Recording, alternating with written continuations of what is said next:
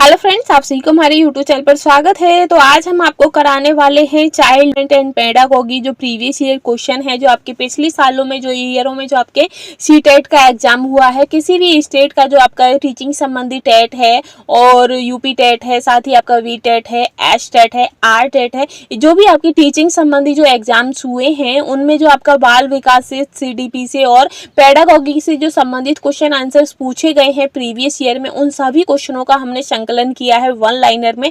I hope आपको video भी बहुत ही ज्यादा पसंद आएगी, कंटेंट भी पसंद आया तो आपको पता ही चल चुका होगा कि आपका सीटेट के एग्जाम्स की तैयारी स्टार्ट करने का आपका टाइम आ चुका है, क्योंकि जो आपका एग्जाम है वो दिसंबर में है। तो देखा जाए तो आपके पास ज्यादा टाइम नहीं है, बस 2 महीने अगर क्लियर देखा जाए, अगर फेस्टिवल्स वगैरह सब हटा दिए जाए तो आपके पास 2 महीने बचते हैं बस। ठीक है, तो जल्दी से जल्दी तैयारी करने के लिए हमने ये सीडीपी की क्लास स्टार्ट कर दी है, जो कि आपको बहुत ज्यादा पसंद आएगी। तो जो भी अभ्यर्थी आप सीटेट पेपर दे रहे हैं या यूपी टेट की तैयारी कर रहे हैं या बी टेट की या यूपी सुपर टेट के लिए, तो उन सभी के लिए ये वीडियो बहुत ही ज़्यादा इंपॉर्टेंट होती है, क्योंकि इसमें सारे जितने भी प्रीवियस ईयर में आपके सीडीपी के क्वेश्चंस कराए गए उनका पूरा संकलन हमने लिया है। अगर आप ये जो सीरीज है इसको आप कंप्लीट कर लेते हैं तो मुझे नहीं लगता है कि आपको कहीं और से भी पढ़ाई करने की आवश्यकता पड़ेगी सीडीपी को लेकर। ठीक है, और इसी टाइप की जो प्रीवियस ईयर की क्वेश्चनों की हम आपको ईवीएस का भी कंटेंट प्रोवाइड करा देंगे। साथ ही आपको बता दें कि कोई भी एग्जाम होता है तो उसमें 50% क्वेश्चन तो आपके प्रीवियस ईयरली क्वेश्चन ही आते हैं, और किसी भी एग्जाम को क्रैक करने के लिए आपको कितना परसेंटेज चाहिए होता है, तो मिनिमम 60% आपको मार्क्स चाहिए होते हैं किसी भी एग्जाम को क्रैक करने के लिए। तो अगर 50% क्वेश्चन आपके प्रीवियस ईयरली क्वेश्चन से ही बनते हैं तो आपका 10% बचता है, और टॉप करने के लिए आप जितना आप मेहनत कर लेंगे उतने में आप टॉप कर जाएंगे। ठीक है, तो 10% की आपको सिर्फ और सिर्फ पढ़ाई खुद करनी पड़ेगी, क्योंकि खुद उसको याद भी करना होता है, बहुत सारे काम होते हैं। हमारा काम क्या है, हम आपको पढ़ा रहे हैं, लेकिन आपको याद करना है, कैसे याद करना है वो आप खुद डिसाइड करेंगे कि हमको कितना टाइम पढ़ना है। हम इतनी गारंटी दे सकते हैं कि हम जो पढ़ाएंगे आपको, अगर आप उस वीडियो को 2-3 बार अगर रिकॉल कर लेते हैं, 2-3 बार आप उसे देख लेते हैं, तो आपका एक जो कंटेंट होगा वो कंप्लीट हो जाएगा। ठीक है, उसमें से कहीं से बाहर नहीं आएगा, और ये जो आपको क्लासेस कराई जाएंगी इससे बाहर तो आपका आना ही नहीं है, क्योंकि इसमें हमने पूरा कंप्लीट कर लिया है। सारे क्वेश्चंस इसमें है प्रीवियस ईयरली, मिनिमम आपकी 20 ईयर्स के क्वेश्चन है इसके अंदर जो सी टेट के भी क्वेश्चन है इसके अंदर प्रीवियस ईयरली। साथ ही आपके जैसे यूपी टेट हुआ है, बी टेट हुआ है, एच टेट हुआ है, री टेट हुआ है, यूके टेट हुआ है, इन सभी के क्वेश्चन भी इसमें आपका ले रखा है। ठीक है, तो ये इससे बाहर आपका कुछ नहीं जाने वाला है पेडागोगी में से और आपका सीडीपी में से। ठीक है, तो आई होप आपको वीडियो पसंद आएगी। साथ ही हम आपको बता दें कि अगर आप हमारे यूट्यूब चैनल पर पहली बार आए हैं तो प्लीज चैनल को लाइक, शेयर एंड सब्सक्राइब करना बिल्कुल भी ना भूलिएगा, ताकि आपकी भी बेहतर तैयारी हो सके और दूसरों को भी इसका फायदा मिल सके। ठीक है, तो आज चलिए हम स्टार्ट करते हैं, अपने क्वेश्चन आंसरों पर चलेंगे। तो चलिए फ्रेंड्स, हम आज की सीरीज स्टार्ट करेंगे, जिसमें हमने टारगेट रखा है 30 का, यानी कि 30/30 का। आपको जो कुछ टेट में, सी टेट में, उन सभी में 30 नंबर के क्वेश्चन आते हैं आपके सीडीपी से। तो चलिए हम स्टार्ट करेंगे। कल हमने इसकी पहली वीडियो बना ली है, आज हमारी नेक्स्ट वीडियो है कि बालक का विकास वंशानुक्रम व वातावरण का है। तो कि ये क्या है, तो जो बालक का विकास जो है वो वंशानुक्रम और वातावरण का गुणनफल होता है। ठीक है, इसके बाद है कि जीवन का सबसे कठिन काल कौन सा होता है, तो वो किशोरावस्था होता है। आपको बता दें कि जो स्टैनले हॉल ने भी आपकी एक डेफिनेशन दी है कि जीवन का जो सबसे अनोखा, कठिन और तूफान भरा जो काल है वो कौन सा होता है, किशोरावस्था होता है। ठीक है, फिर है कि बालक के अस्थायी दांतों की संख्या कितनी होती है, तो जो बच्चों के 20 दांत ऐसे होते हैं जो अस्थायी होते हैं, यानी कि वो एक बार टूट के दोबारा फिर से जमते हैं। ठीक है, फिर है कि महिलाओं के जनन कोष में अर्थात अंडाणु में निम्नांकित में से पाया जाता है। तो महिलाओं के जो जनन कोष होते हैं उसमें एक्स गुणसूत्र पाए जाते हैं, और वहीं जो पुरुष होते हैं उनमें XY पाए जाते हैं। ठीक है, आगे बढ़ेंगे, हम नेक्स्ट क्वेश्चन पर चलेंगे। तो आपका इसी में नेक्स्ट क्वेश्चन है कि आनुवांशिकता के तात्पर्य निम्नांकित में से किनसे है।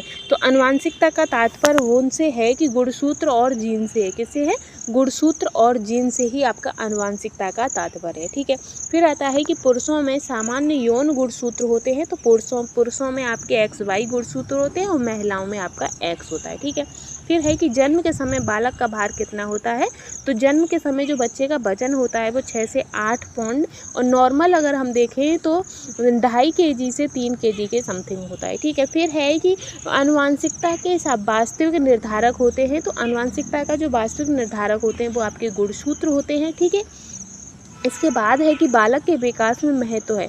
तो बालक के विकास में वंशक्रम और वातावरण का सबसे ज़्यादा महत्वपूर्ण रहता है, महत्व होता है, ठीक है। फिर इसके बाद है कि दिवा स्वप्न में विचरण करने की कामना अत्यंत प्रबल होती है। तो जो दिवा स्वप्न होते हैं उसमें जो विचरण करने की जो कामना होती है वो किशोरों में सबसे ज़्यादा होती है, क्योंकि वो दिन में भी सपने देखते हैं, खुली आंखों से सपने देखते हैं।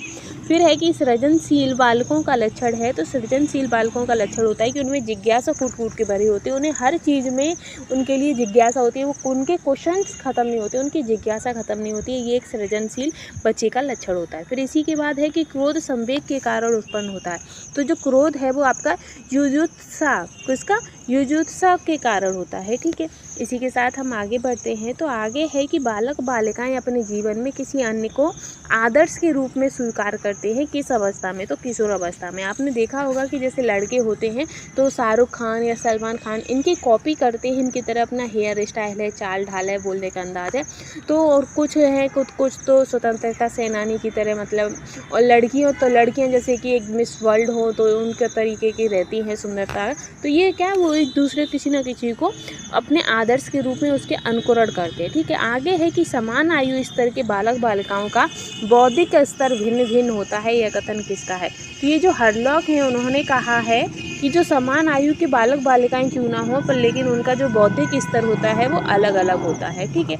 इसी के साथ नेक्स्ट है कि बालक का जो सामाजिकृत निम्नलिखित तकनीक से निर्धारित होता है। तो कैसे? समाज मिति तकनीक से निर्धारित होता है, ठीक है।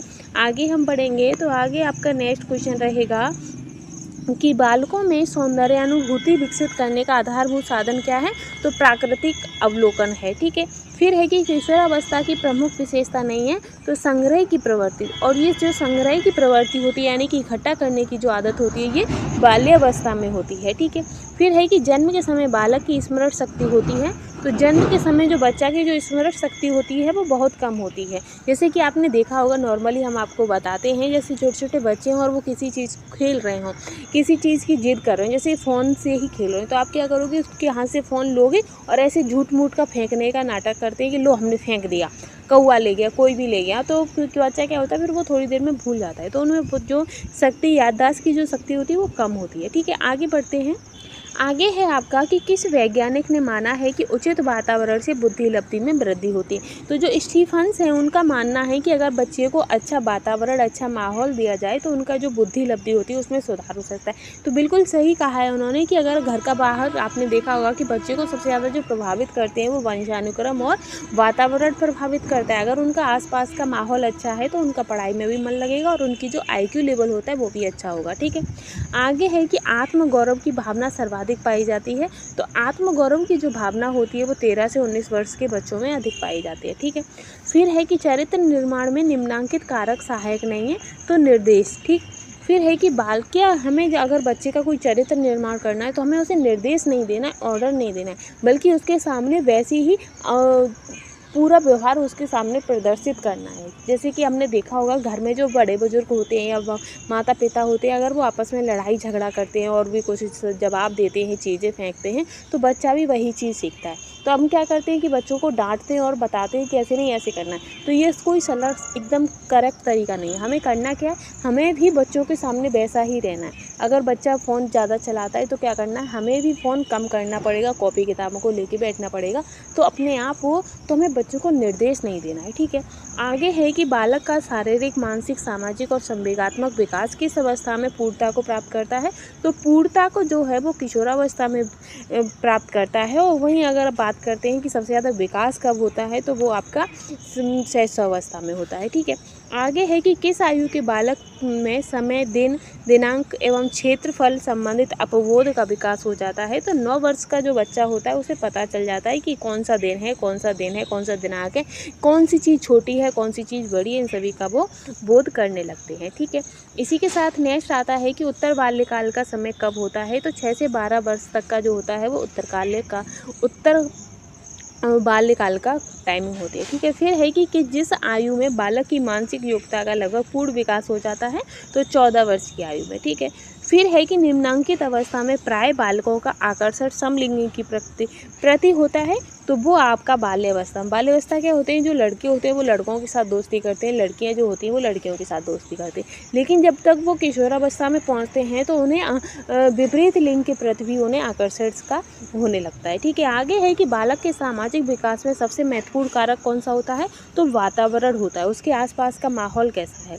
फिर है कि लड़कियों के बाह्य परिवर्तन किस अवस्था में होने लगते हैं, तो लड़कियों के जो बाह्य परिवर्तन होते हैं वो किशोरावस्था में होने लगते हैं। ठीक है, आगे चलते हैं तो आगे आपका रहेगा नेक्स्ट कि भाषा विकास के क्रम में अंतिम क्रम है। तो भाषा विकास के क्रम में जो अंतिम क्रम है वो भाषा विकास की पूर्ण अवस्था है। ठीक है, फिर है कि भाषा विकास के विभिन्न अंग कौन से हैं, तो अक्षर ज्ञान, सुनकर भाषा को समझना, ध्वनि उत्पन्न करके भाषा बोलना, ये सभी भाषा के विभिन्न अंग हैं। ठीक है, इसके बाद आता है कि भाषा विकासात्मक बाल मनोविज्ञान का जनक किसे कहते हैं, तो जीन पियाजे को विकासात्मक बाल मनोविज्ञान का जनक कहा जाता है। ठीक है, इसी के साथ नेक्स्ट है कि संवेगात्मक स्थिरता का लक्षण है, तो समायोजित करना ही आपका संवेगात्मक स्थिरता का लक्षण है। ठीक है, इसके साथ नेक्स्ट है कि लेमार्क ने अध्ययन किया है, तो लेमार्क ने वंशानुक्रम का अध्ययन किया है।